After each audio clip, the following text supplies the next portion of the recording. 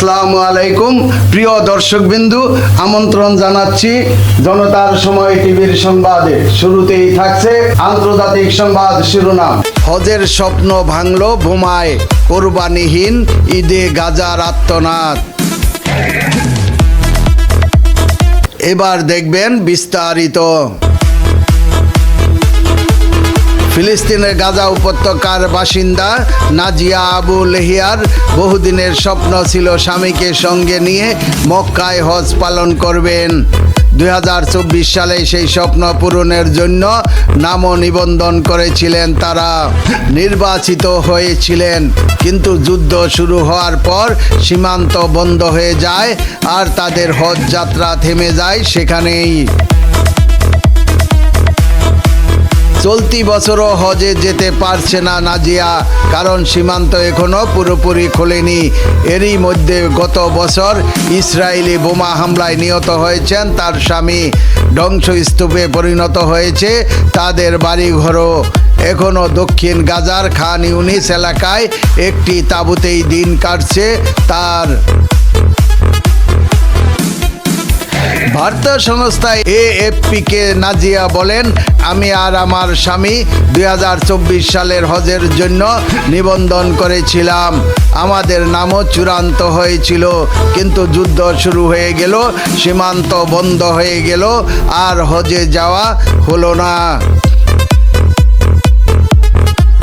কিছুক্ষণ থেমে তিনি আরো বলেন, ভাবছিলাম যুদ্ধ শেষ হলে সীমান্ত খুলবে, কিন্তু তার আগেই এক বোমা হামলায় আমার স্বামী মারা গেলেন।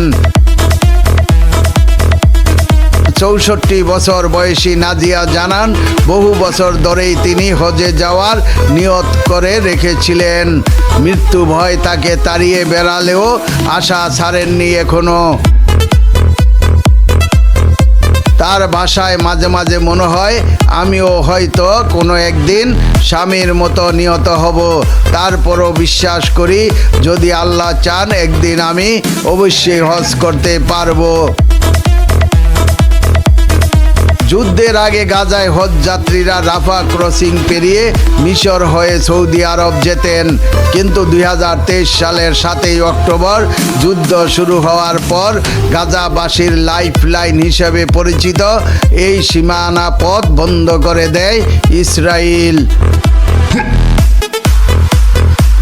যুক্তরাষ্ট্রের তত্ত্বাবধানে 2025 সালের 10 অক্টোবর শুরু হওয়া যুদ্ধবিরতির পর চলতি বছরের ফেব্রুয়ারি থেকে রাফা ক্রসিং আংশিকভাবে খুলছে, তবে সপ্তাহে মাত্র কয়েকশো মানুষকে পার হওয়ার অনুমতি দেওয়া হচ্ছে।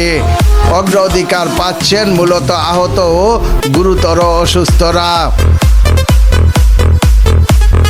নিজের মোবাইলে হজের ভিডিও দেখতে দেখতে নাজিয়া প্রশ্ন রাখেন, হজ যাত্রীদের জন্য সীমান্ত বন্ধ কেন?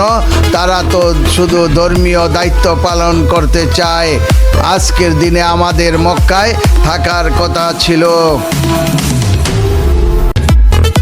যুদ্ধের আগে প্রতি বছর গাজার মুসলমানরা 10,000 থেকে 20,000 গরু, উট আর 30,000 থেকে 40,000 ভেড়া দুম্বা আমদানি করতেন ঈদুল আজহার কোরবানির জন্য।